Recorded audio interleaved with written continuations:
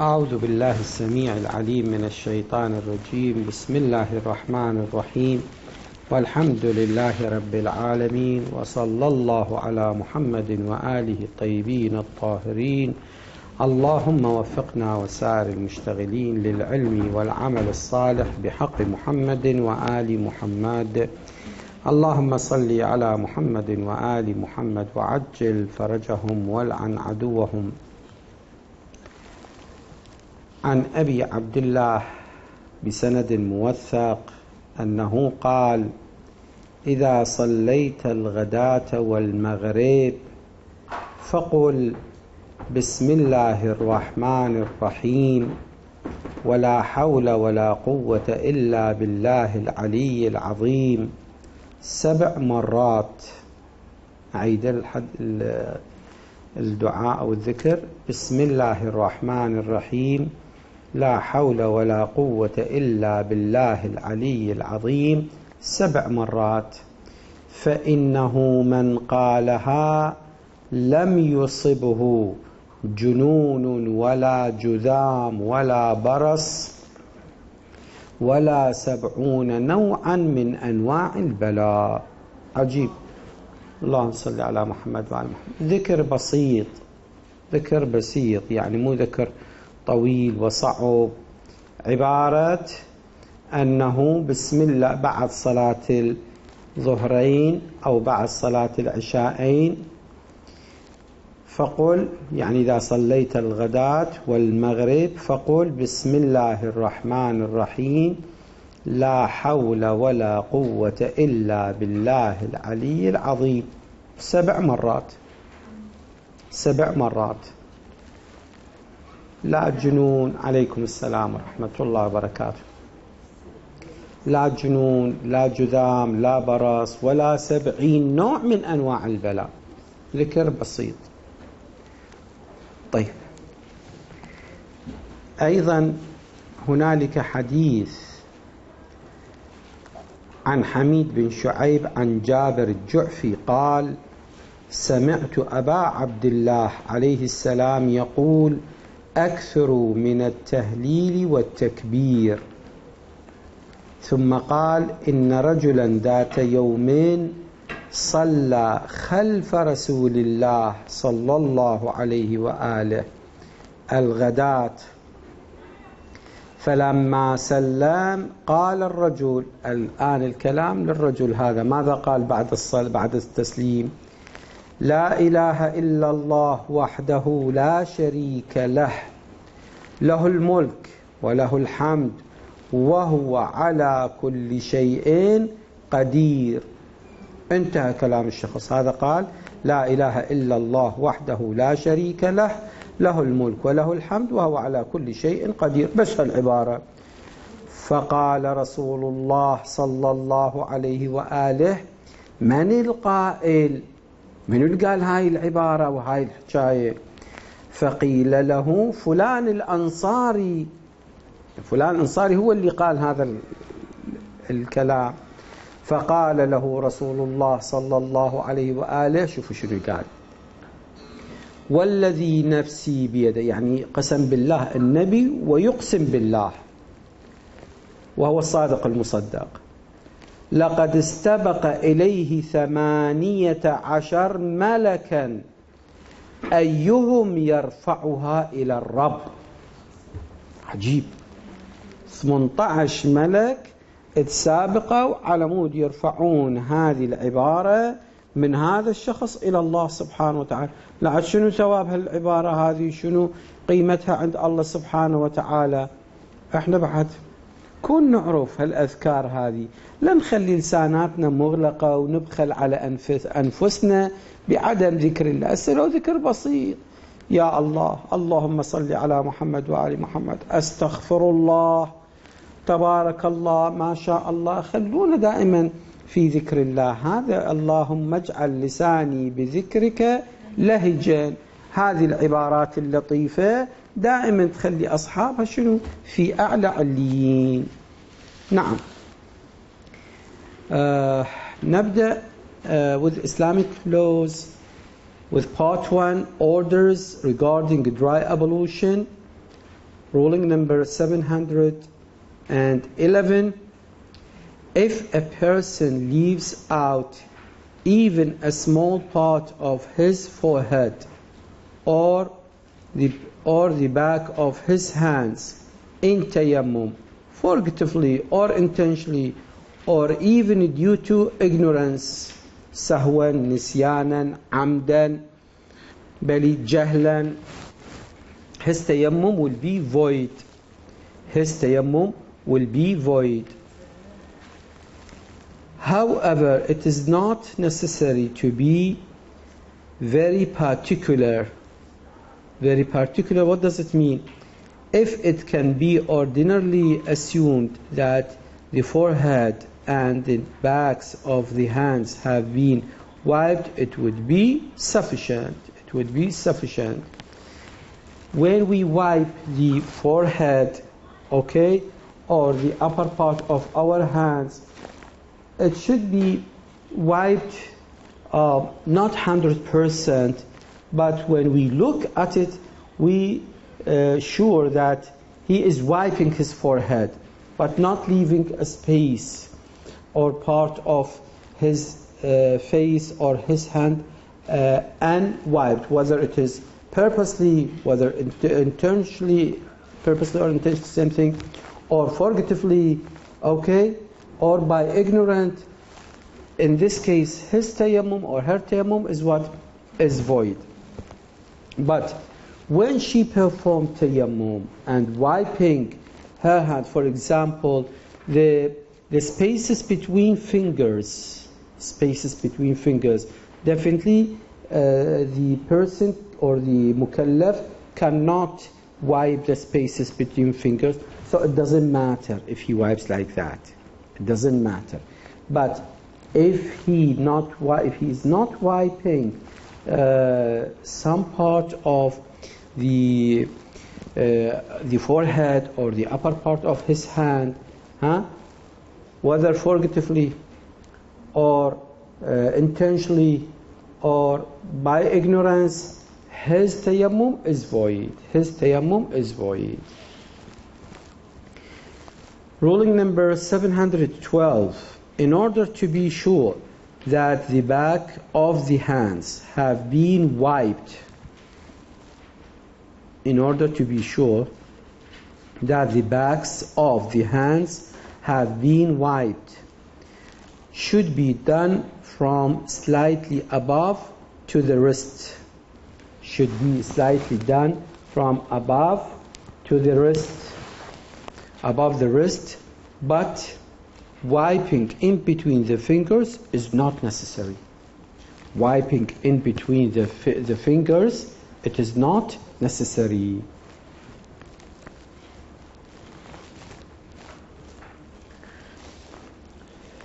Ruling number 713.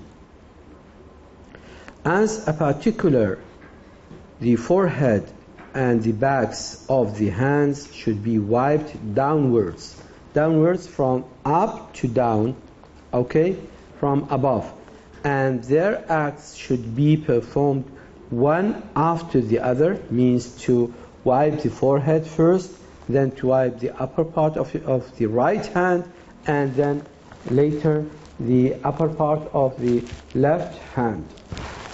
And their acts should be performed one after the other without any due interruption.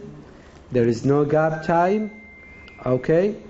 If someone interrupts the sequence so much that it could not be said that he is doing tayammum, then tayammum will be void. Tayammum will be void.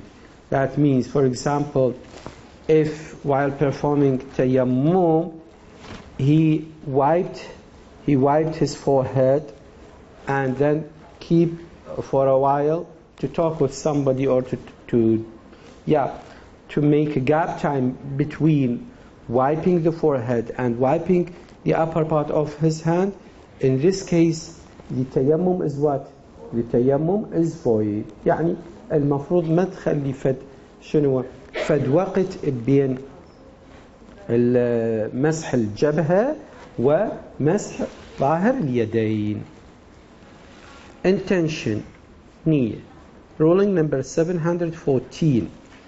It is not necessary that determine while making niyyah that a particular tayammum is instead of wudu or ghusl. This is in general. There is no need to mention this tayammum instead of ghusl, or this tayammum is instead of wudu. There is no need. However, if he has to perform two tayammums, then in the first one, for example, I want to perform my salah, my dhuhr salah, and my obligatory duty is to perform tayammum. Do I need to mention that I perform this tayammum instead of ablution or wudu for salatul dhuhr? No, there is no need. There is no need. Since I need what? Since I need only one wudu. How about if in case I need to perform two tahara, just like what? Just like ghusl al-hayd. When we want to perform ghusl al-hayd, one said I want to perform what? Ablution, then ghusl. واحدة تقول أنا أريد أسوي وضوء وبعدين شنو؟ وبعدين أغتسل. ووضوء مستحب قبل غسل الحيض، ما عندنا مشكلة. فهنا she doesn't have water. She doesn't have water. Is she going to mention this tayammum is for ablution and the other tayammum is for ghusl? Let's see. However, if he has to perform two tayammums, then he must clearly specify which is instead of wudu and which is for ghusl. Now it is clear? Is it clear, please? And even if he fails to correctly determine the purpose of one tayammum which is obligatory upon him, due to some error, it will be deemed correct as long as he is aware that he is discharging his religious obligation. That means he doesn't need to mention by uttering word or something, but he knows that this tayammum is instead of what? Is instead of ablution, or this is tayammum is instead of ghusl, but he doesn't need to mention it. Is that correct? Yes. His tayammum is correct. Ruling number 715. As a recommended precaution, the forehead, the palms of the hands and the backs of the hands of a person wishing to do tayammum should be tahir. Should be tahir. This is as a recommended precaution, not as a verdict. This is as a recommended precaution that the forehead, the upper part of your hands, the palms should be tahir. Ruling number 716. While performing tayammum, one should remove the ring one is wearing and also remove any obstruction which may be on his forehead or in the palms or back of his hands if anything is stuck on them. Like I have my rings when I want to perform tayammum, I have to take all of my all of my rings. Okay, today I'm wearing too many rings, and then also I have to remove my eyeglasses. Then there is nothing stuck on my palms or on my hands or on my forehead, and all of them should be should they be tahir? They should be tahir. Alright? Now I'm ready to perform what? Now I'm ready to perform tayammum. Yeah. Nice rings, huh? Too many rings. Takes time.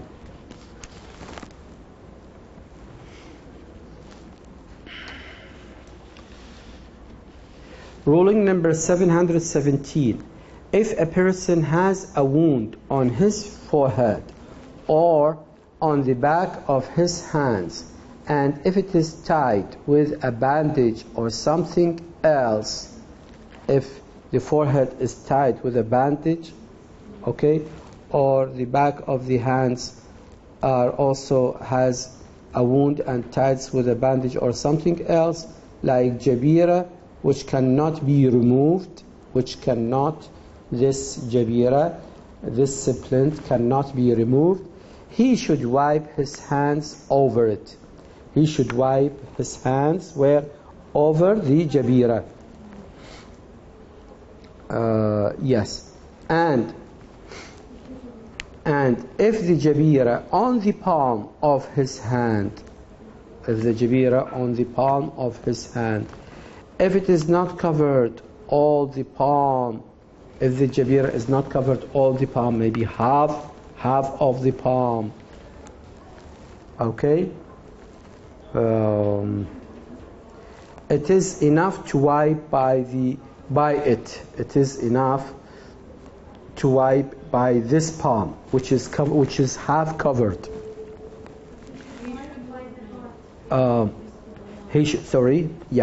Which cannot be removed. He should wipe his hand over it like this. And if the jabira on the palm of his hand, if it is not covered all the palm, he should wipe by the part which is remained, and if it is covered all the palm, it is enough to wipe by it. However, it's better he has to strike or put his bandage hands on a thing with which it is permissible to perform tayammum, and then wipe by jabira and the back of the hand. Look, if the jabira is in the palm, we have two pictures. First picture, half of the palm is covered with what? With jabira. If you can remove it, okay, remove it and wipe with it. If you cannot, you will wipe with what? With the uncovered part. With the uncovered part of your palm, you can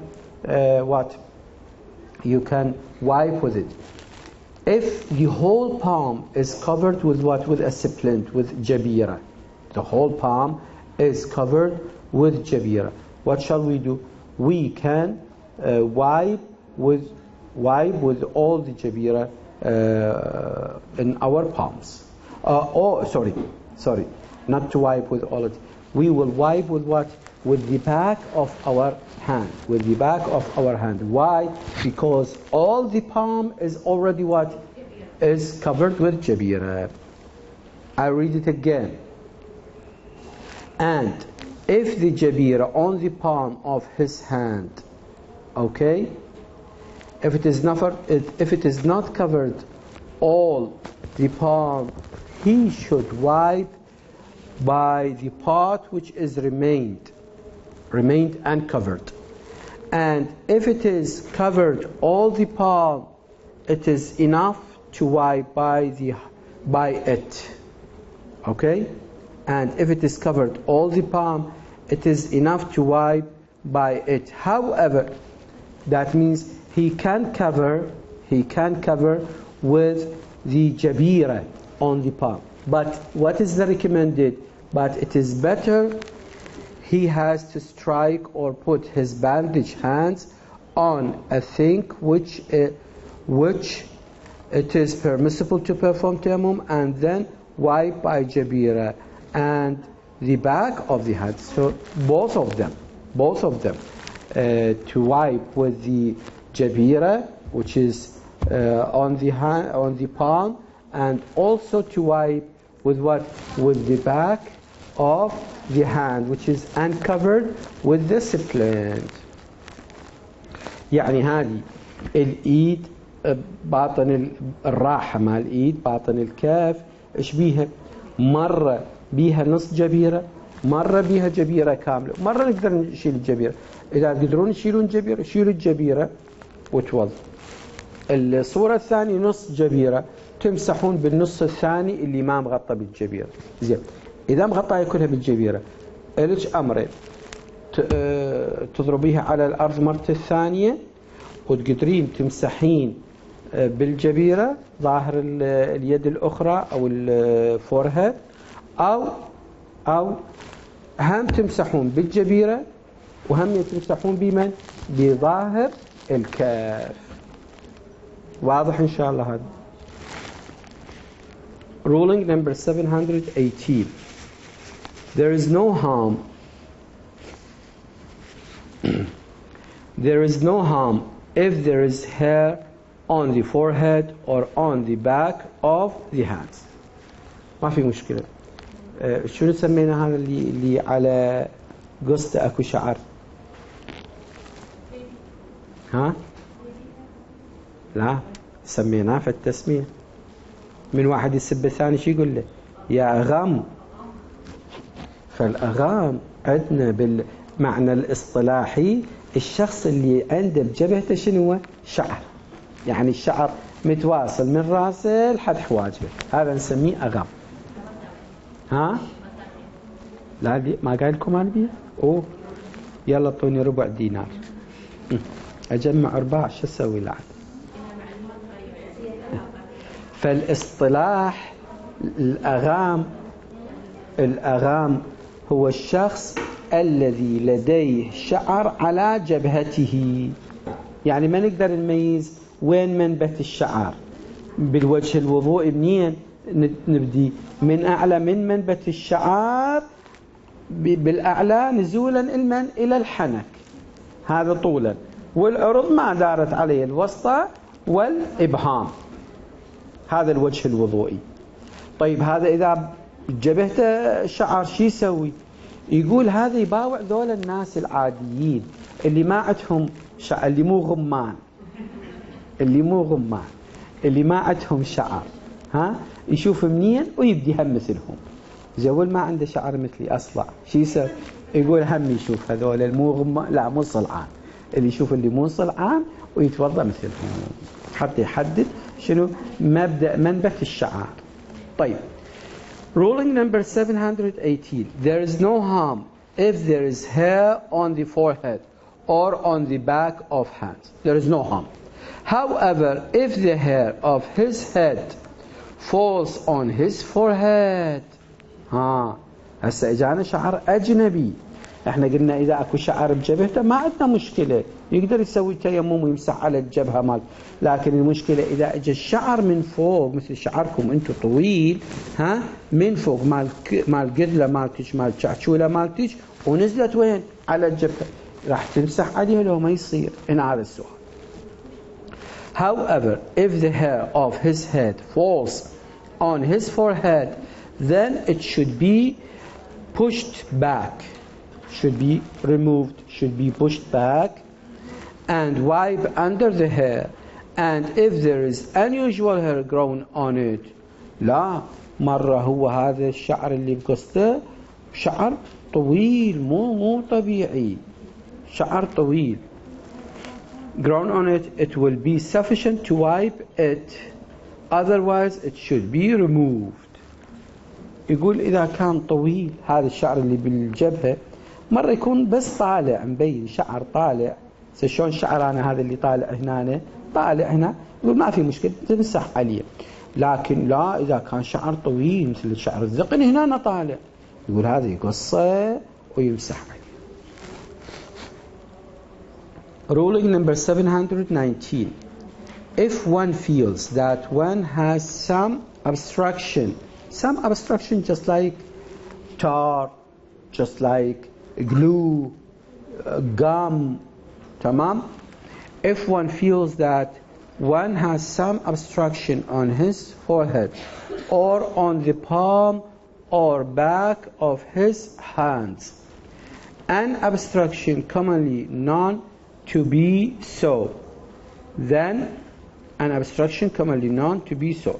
يعني يقولون لا هذا حاجب. Then one should verify and ensure that the obstruction is removed. يعني if there is some tar يعني قير عز الله السامع دير موجود على جبهته، على ظاهر يده، راحة اليد، وهذا تعرفون يحجب.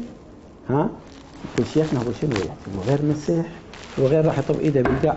ايه احنا نريد نطبه على القاع كل باطن الكف، ما نريد حاجب حتى لو بقد راس الدنبوس كون ينزال. هذا الحاجب كون ينزال. Ruling number 720. If the obligation of a person is tayammum, the obligation of a person is tayammum, but he cannot perform it, himself, he should solicit assistance. He should what? He should find somebody to help him away. And the one who assists should make him perform tayammum with his own hands. That means if I cannot perform tayammum, so I need somebody to help me out to perform tayammum. That person should take my hands, not his own hands, should take my hands and strike them on the earth and wipe them, my forehead with my hands, and wipe with my hand, my right hand, back of my right hand with my left hand, and wipe my left hand with right hand. Okay? Not his hand.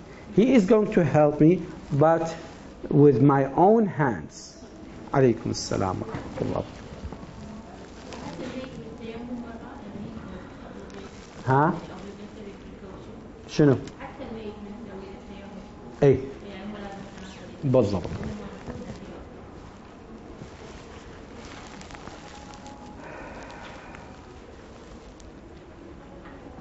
Yes. And the one who assists should make him perform tayammum with his own hands. Okay, how about the intention? How about the niyyah? خلينا نشوف شنو عن النية.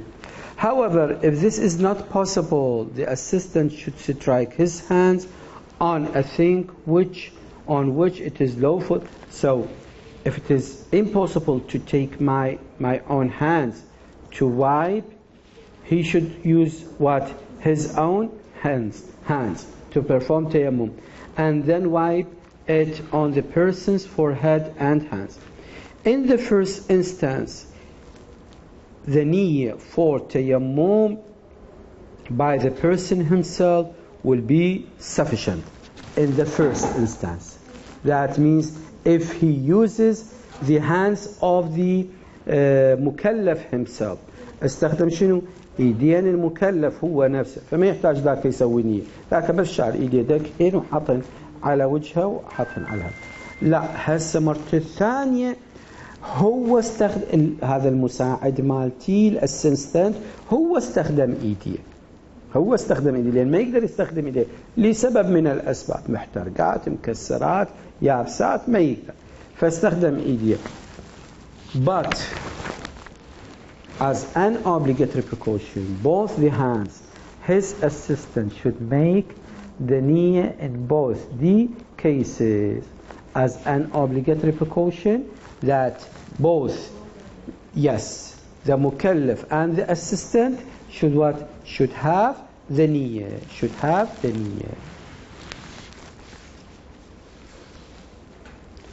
Ruling number 721.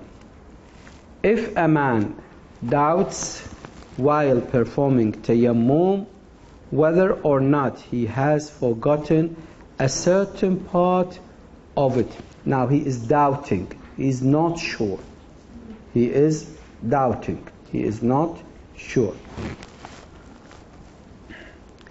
After he has passed that stage, like he was wiping the left hand and he is doubting he did not wipe the right hand. Is it clear? يعني قاعد يمسح بإيده اليسرى، الشك إنه إيده اليمنى ما مسحها. هذا المثال. If a man doubts while performing tayammum whether or not he has forgotten a certain part of it after he has passed that stage, he should ignore his doubt. He should ignore his doubt. And if that stage has not yet passed, he should perform that part. He should perform that. Like what? Now, first of all, let's take the example. First of all, while he is wiping the left hand, he doubts, maybe I did not perform wiping of my right hand. I will ignore my doubt and I will continue.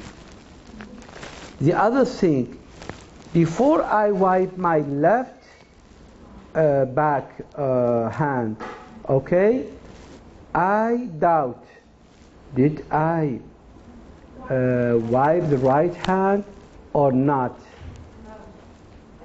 In this case, what shall I do? I have to go and wipe the right hand first, then go through the next step.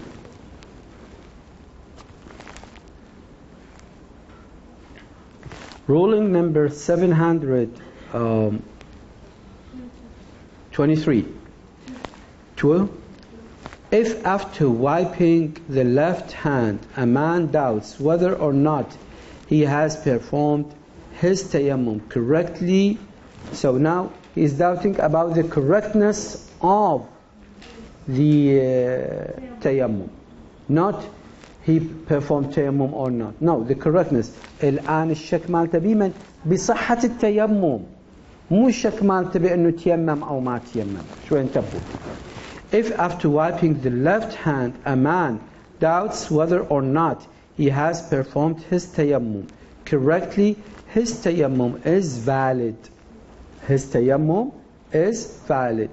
But if his doubt is about the wiping of the left hand, and if it cannot be said that he has passed that stage, he should wipe the left hand. First of all, he was doubting about the correctness of what? Of the tayammum. In this case, his tayammum is what? Is valid.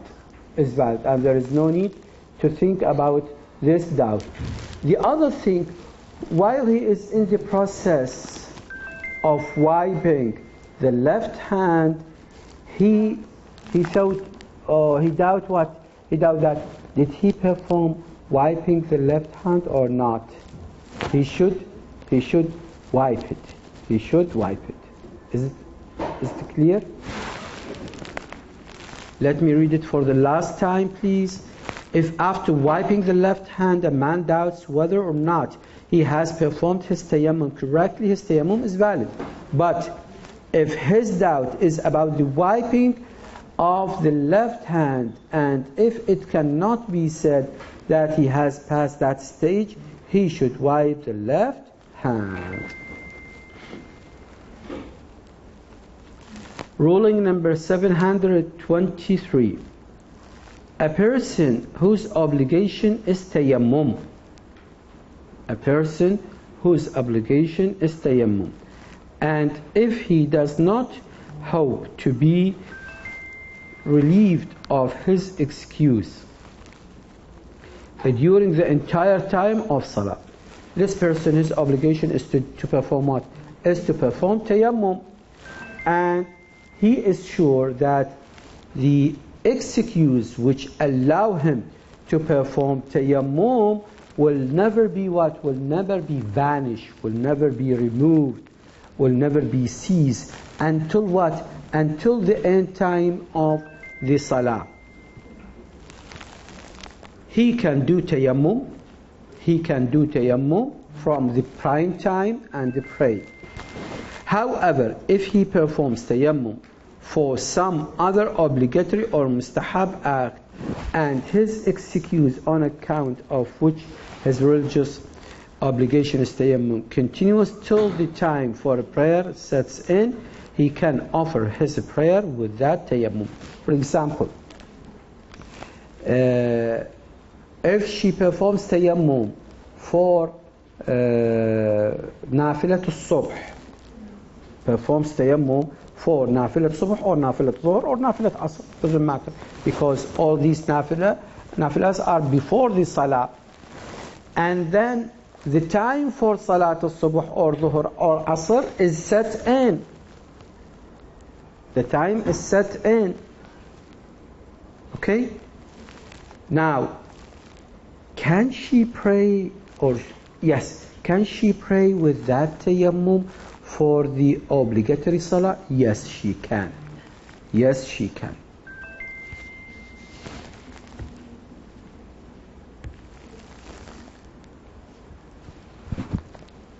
She can pray with that tayammum. Why? Because the reason or the excuse which allowed or which allows her to perform tayammum is still continue with her.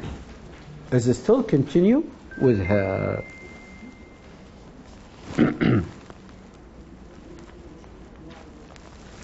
Ruling number 724. If a person whose obligation is tayammum knows that his excuse will continue till the end of the time of salah, his excuse will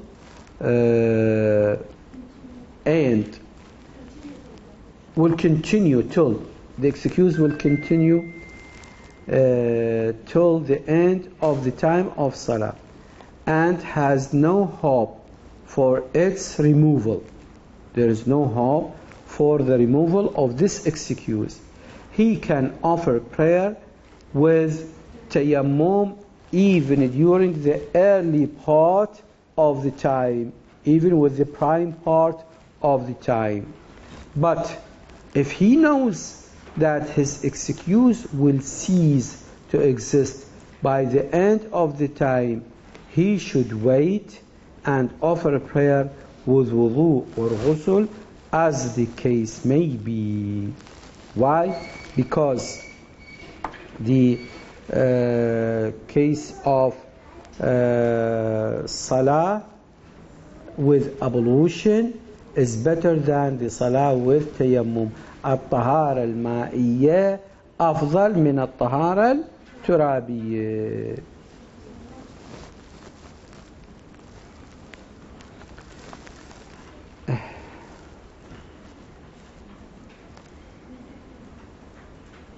In fact, if he has a glimmer of hope, a glimmer يعني فد بصيص أمل أو فد أمل بسيط of hope that his excuse might be removed near the end of salah time, it will not be permissible for him to do tayammum and pray until he loses hope altogether. Until he loses the hope altogether. Ruling number 725. If a person who cannot perform wudu or ghusl is sure or considers it probable that his excuse will not be removed, either sure or there is a probability that the excuse will not be removed, he can offer the qada of his past prayers with tayammum. Even the qada, he can perform what? He can perform salah with tayammum if he is sure that the excuse which allows him to perform tayammum will never cease until the end of the time of the salah. However, if his excuse is removed afterwards as a recommended precaution, he should, after those prayers again with wudu, he should offer those prayers again with wudu or ghusl. And if he does not lose all hope about the removal of the excuse, he cannot do tayammum to give qada a prayer. The last line, And if he does not lose all hope about the removal of the excuse, he cannot do tayammum to give qada prayer. If he has hope that he will find water, or he will be able to perform salah with water, in this case he can perform qada. But if he has hope, that he will get water, or he will able to use water instead of tayammum, he should not perform tayammum and do qada. He should wait until he get water and have ablution or ghusl to perform qada. Yes, last ruling. Ruling number 726. It is permissible for a person who cannot do ghusl or wudu.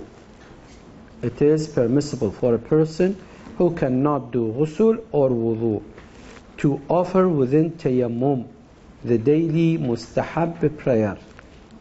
It is permissible for a person who cannot do ghusl or wudu, that means he only can perform tayammum, to offer with tayammum the daily mustahab prayer, for which the time is fixed, like nafilat subuh, nafilat dhuhr, nafilat asr, nafilat maghrib, nafilat isha. However, if he has hope that his excuse may cease to exist before the time for a prayer is over, then, as an obligatory precaution, he should not offer the mustahab prayer during the earlier part of their time. So even the mustahab prayers, it is better to perform them with what? With wudu or ghusl. With wudu or ghusl, if there is what? If there is time he has, and the reason of using water which is preventing him from using water will cease, he should wait and not perform even the mustahab prayers. Walhamdulillahi Rabbil Alameen, wa sallallahu ala Muhammadin wa alihi at-tayyibin at-tahirin. اللهم صل على محمد وآل محمد وعجل فرجهم والعن عدوهم يا كريم.